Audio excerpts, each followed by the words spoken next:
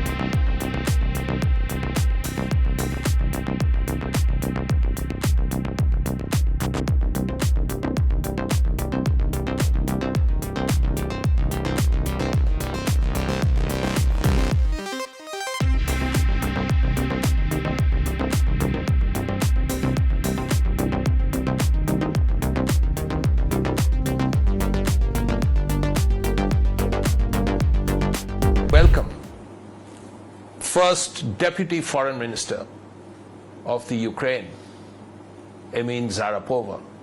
Welcome to Times Now, welcome to India. And you come all the way from the Ukraine. You've been fighting for 411 days. It's a big moment. Yeah, namaste. It's a pleasure to be here in India, in a holy country, the country that I do love and the country that I've been visiting for many times, mostly the southern part of India, but it's a huge excitement to be on the motherland of all spiritual gurus and teachers and my beloved Sri Satya Sai Baba, whose ashram I've been attending many times. So being here with my official visit for the first time is a special moment for myself. And as you said, we are under the war. It's a huge tragedy. I think that every Indian people who follows this war, which is a very barbaric one, when our people have been tortured to death. These are civilians who did nothing. When we had cases when people have been shot because they've been standing in the queue for bread. When they rape children in front of their mothers and parents. When they kidnap our children to the filtration camps. When they hit us with missile attacks.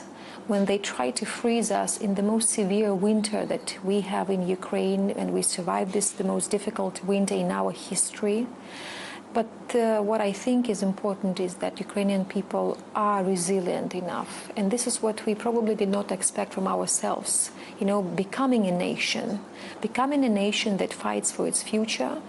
And I think that it's important to understand that we've been living in a, let's say, neighboring with a country that has a very neo-colonial attitude towards Ukraine, the country that questions the very existence of Ukraine and tries to solve this issue in a military way with terrorist attacks. But even though we have not won yet, but I think that Russia has already lost it because it becomes the most toxic country, the most sanctioned country, the country whose leader is under the arrest warrant of ICC, naming him a war criminal. I think it's a huge step and something that the world never expected, because we are having a case with a P5 country and a country that is claims to be the second largest army in the world, and they cannot achieve their military goals in Ukraine. This is what I find the most amazing.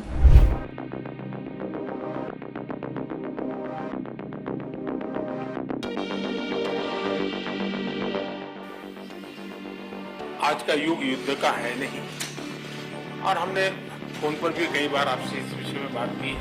You have heard Prime Minister Narendra Modi tell Vladimir Putin, the Russian president, that the 21st century is not a time for war. You have met senior officials here. Have you invited him or any other leaders to the Ukraine, to Kiev? I fully support the words of Prime Minister, His Excellency Prime Minister Modi, when he says that 21st century is not an epoch for war. He messaged it in Samarkand. We fully share this notion.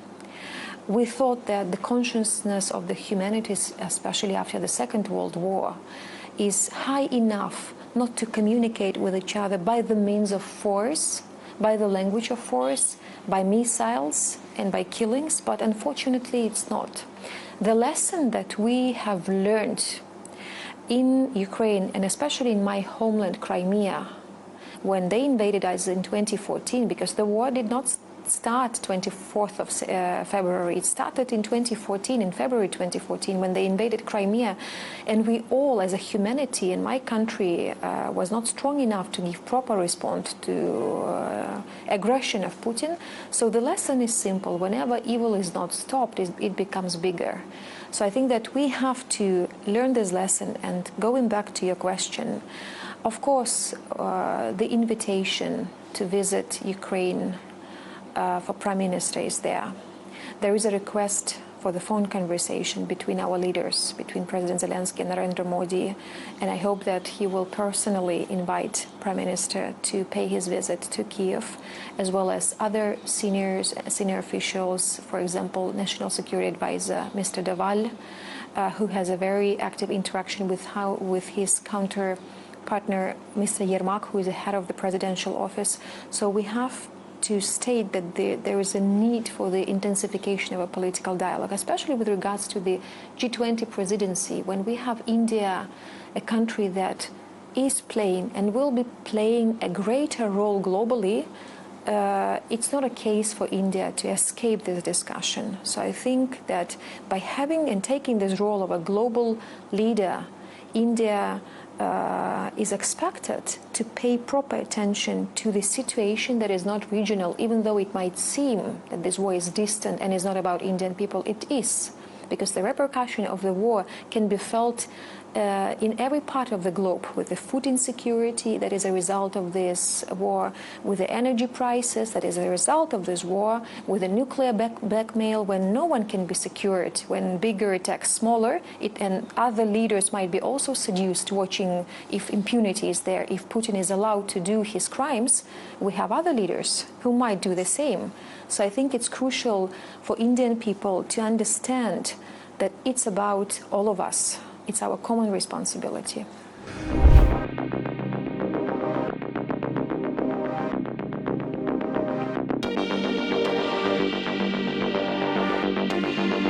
There has been a lot of talk from other countries about India playing a larger role in the peace talks, trying to get peace in Ukraine, trying to get Ukraine and Russia to stop the fighting. Do you see India having a major role here?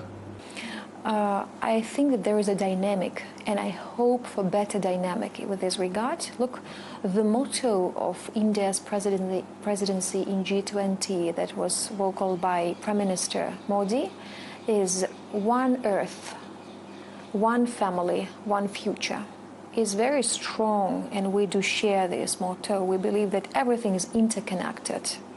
So greater engagement of India into the resolution of the war, into the stopping the evil and aggression is important, not only for the region, but globally, also for the global south, also for all the regions, Asian countries, Gulf countries, African countries. It's really, really crucial to stop this evil, because as I said, whenever the evil is not stopped, it becomes bigger.